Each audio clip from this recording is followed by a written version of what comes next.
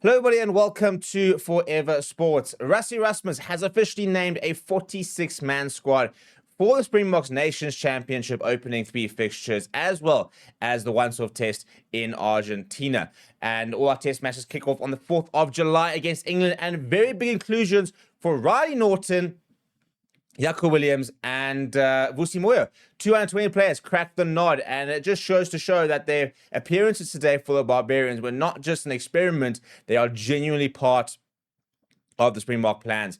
And the other uncapped players are Carl Sardi, Ruben van Heerden, as well as Paul de Villiers, as Rassie Erasmus confirms the squad, which includes all the Bulls players back in the mix. Cameron Hanekom headlines the sort of the selections that involved also Jan Krabbeler, Wilco Louw, Gerard Stennekamp, Ruud Nokia, Marco van Staden, Jan-Hendrik Wessels, Kobus Wiese, Ambrose Sapir, Andre Pollard, Kurt Lawrence, Kanan Moody. No Ulrich Lowe is a big question mark after not being included in the squad.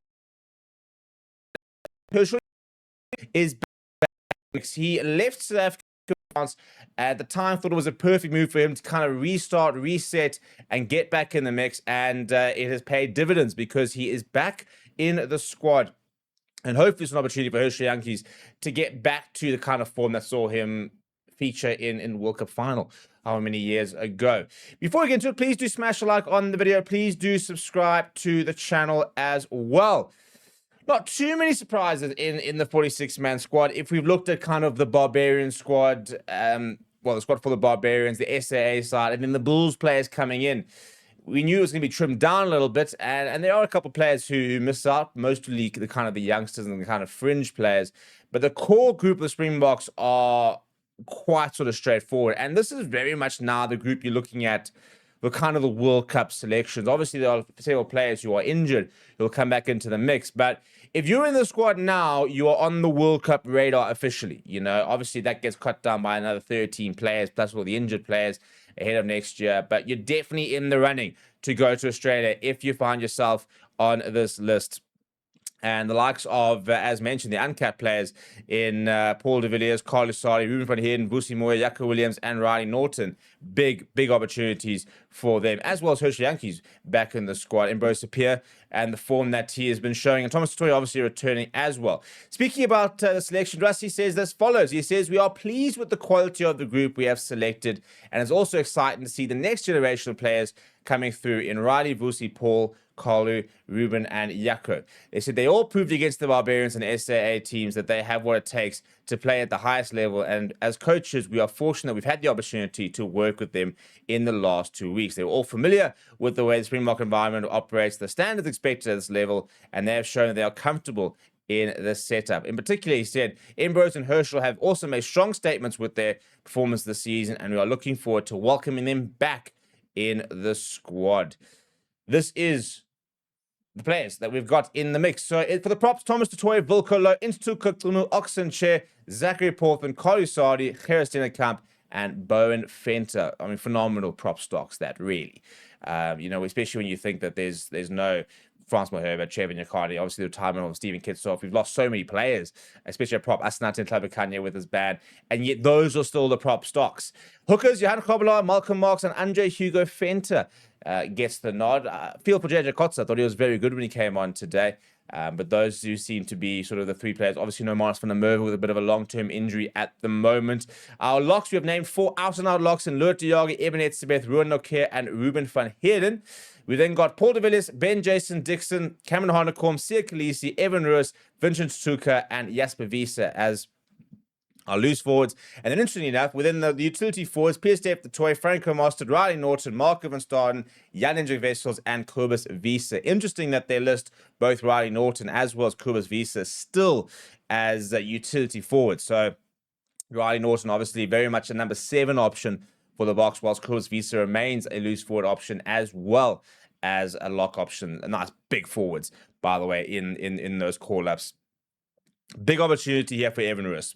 Big opportunity here for Vincent Stuka. Players who kind of been in and out of the squad. Ben Jason Dixon as well. That they've been retained, which means they obviously are part of the core plans.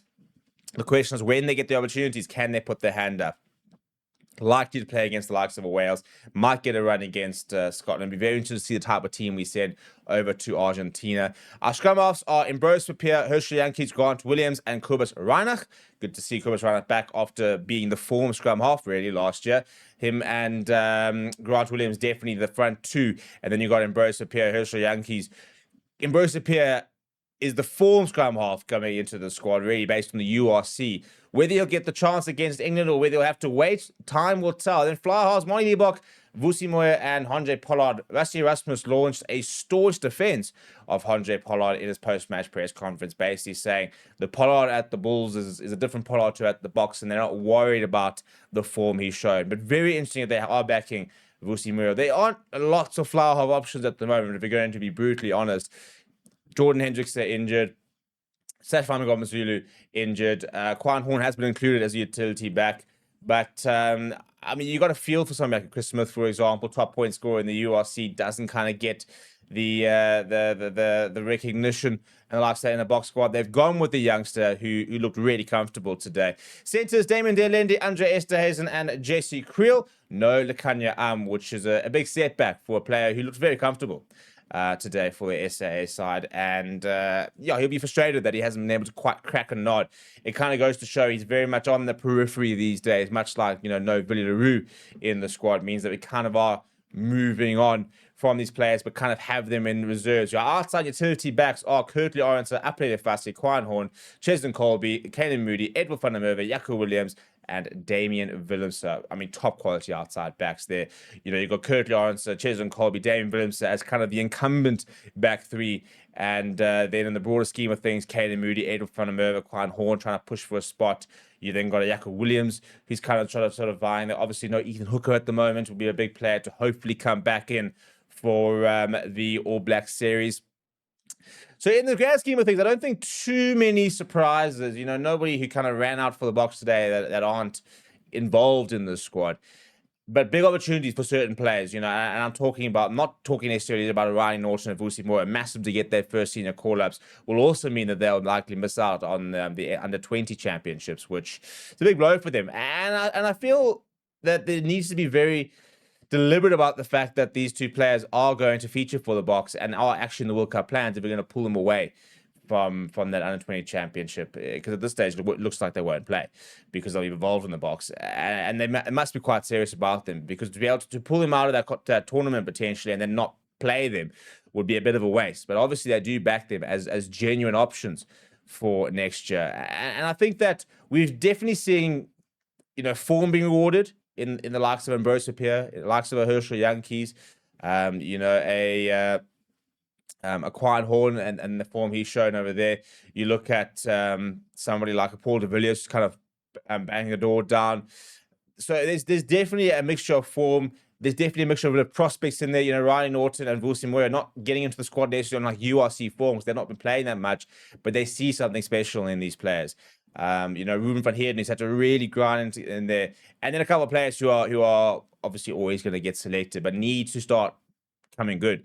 You know, and I think something like Handré Pollard will go into the squad feeling a bit of the pressure. I mean, he won't necessarily, but there'll be a bit of scrutiny over his performances for the Bulls, and he'll need to make sure he responds well in that Springbok jersey to not really win back the fans, but just to reaffirm the fact that he is still playing at the highest level and is the right selection. What do you think of the squad? Let me know down in the comments below. Smash a like on the video. Subscribe to the channel as well. Thank you very much for watching. My name is Steve. I'll chat to you soon.